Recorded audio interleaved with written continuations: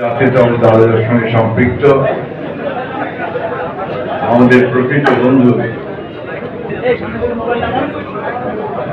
জনাব আব্দুল্লাহ নোমান,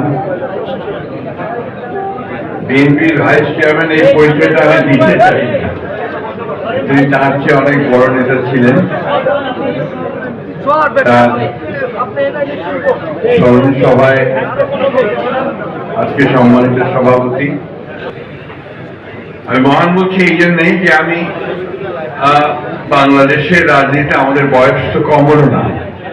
খান ভাই আছেন এখানে, তিনি আমার চেয়ে অনেক অভিজ্ঞ।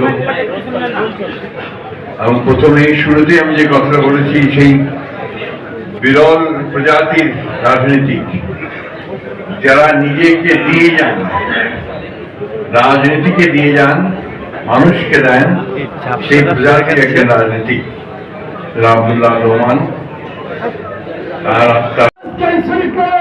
আমি এসেছি আজকে শ্রমিকের একজন কর্মী হতে আজকে নোমান ভাইকে এখান থেকে খাস দেওয়া করি, সেখানে রাজনৈতিক করো।